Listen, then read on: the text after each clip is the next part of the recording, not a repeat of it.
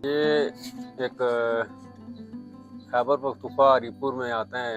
नीलामपतो गांव का नाम है। संडा पत्थर से ये मशहूर है। और यहाँ पे सबसे मशहूर तरीन चीज़ ये है, लोग देखने के लिए आते हैं, मछलियों को देखने के लिए आते हैं, संडा पत्थर को देखने के लिए आते हैं। और यहाँ का ये है कि बड़ी सरकार ने यहाँ पे चिल्ला काटा है। 12 साल पानी में उन्होंने चिल्ला काटा है और इन मछलियों ने उनका गोश्त नोचा था, इसलिए इन मछलियों को नहीं मारा जाता। और दूसरी बात ये है कि ये संडा पत्थर वाली जो बात है ना, ये एक बहुत गुजर नहीं था, मतलब पत्थर नाम का एक शख्स था जो बैंसे रख ले, वो गुजर ही नहीं होता तो वो गुजर ही हो गया। पत्थर नाम का एक शख्स था, तो वो बड़ी सरकार को दूध दिया करता था। 2 दिन से उसने दूध नहीं दिया, तो उन्होंने कहा यार दूध क्यों नहीं दिया, तो कहता है सरकार मेरी भैंसें मर गई। तो उन्होंने कहा कि उसने कहा कि मेरे पास एक भैंसा रहता है, तो उन्होंने कहा कि आप भैंसे को भी थापड़ लगा, वो भी तुम्हें दूध देगा। उसने भैंसे को थापड़ दी और उसने भी दूध दिया और वो भी मर गया। फिर वो बंदा बड़ी सरकार को कहता है कि मैं अब क्या करूं। उन्होंने कहा जा पानी में बाहर निकल, नस पीछे मुड़ के नहीं तूने देखा। तो कहते हैं कि वो पानी में गया, पानी में बड़ा और निकल के भागा, पीछे से भैंसें निकली और उन्होंने उसके ऊपर पाँव रखा। उसने पीछे मुड़ के देखा, सबसे लास्ट पे आखिर पे संडा नहीं कर रहा था और ये पत्थर हो गया। अच्छा जी, अब मैं जा रहा हूँ यहाँ से इसके मेन वो जगह जहाँ पर आबशार और मछलियाँ और संडे का जहाँ पर जिक्र आता है उसको देखने के लिए जा रहा हूँ। ये सीढ़ियाँ हैं, कोई ज़्यादा सीढ़ियाँ नहीं हैं। ये मेरे ख्याल है कि आम फैमिली, बच्चे और ख़वातीन, बुज़ुर्ग भी ये सीढ़ियाँ तय कर सकते हैं ईजीली।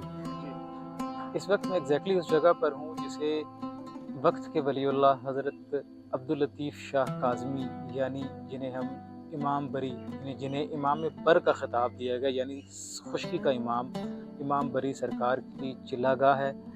ये चिल्लागाह वो है जहाँ पर हज़रत इमाम बरी सरकार ने 12 साल चिल्ला काटा।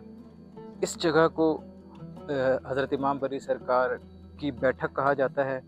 अच्छा, इस मकाम की जो सबसे बड़ी अहमियत और ख़ुसूसियत है वो ये, एक तो हज़रत इमाम बरी सरकार का यहाँ पर चिल्ला काटना और यहाँ से लोगों को रुश्तो हदायत के नूर से मुनव्वर करना, ये तो एक इसकी बहुत ख़ास वजह है। और दूसरी ये कि यहाँ पर जो मछलियाँ उस वक्त थीं, उन्होंने चिल्ले के दौरान हज़रत के जिस्म से कुछ बोटियाँ खा ली थीं।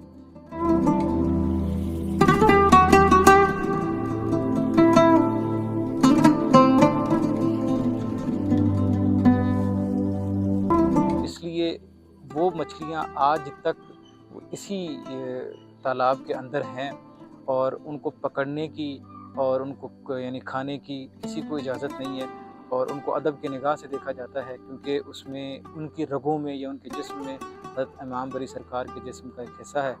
तो यहाँ इसलिए यहाँ पर मछलियों की तादाद भी बहुत है और साफ़ पानी में वो मछलियाँ तैरती हुई नज़र आती हैं, जो उस लड़ी से भी हो सकती हैं, उनमें से कोई मछली यहाँ पर हो सकती है। अच्छा, दूसरा ये कि यहाँ पर आप वो एक पत्थर नज़र आ रहा है मुझे, जिसे संडा पत्थर कहा जाता है।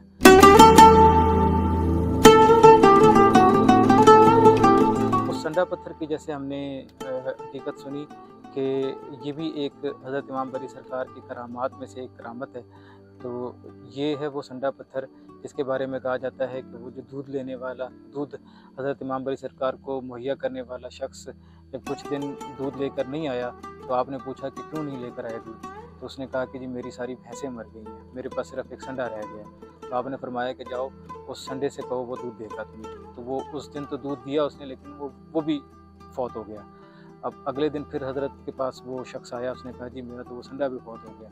तो आपने फरमाया कि तुम चलते जाओ और तुम्हारी भैंसें तुम्हारे साथ आती जाएंगी, लेकिन तुमने पीछे मुड़ कर नहीं देखा। तो वो शख्स चलता रहा और जो उसकी मरी हुई भैंसें थीं वो अल्लाह के हुक्म से और हज़रत की करामत से वो ज़िंदा होती रहीं और वो उसके साथ साथ चलती रहीं। लेकिन जब संडे की बारी आई, क्योंकि संडा उसका लास्ट में मरा था, तो संडे की जब बारी आई तो उसने पीछे मुड़कर देख लिया, हज़रत के हुक्म की वो उसने खिलाफ वर्जी कर दी। जैसे ही उसने पीछे मुड़कर देखा तो वो जो संडा था जो भी ज़हूर पजीर हो रहा था वो वहीं पर पत्थर का हो गया।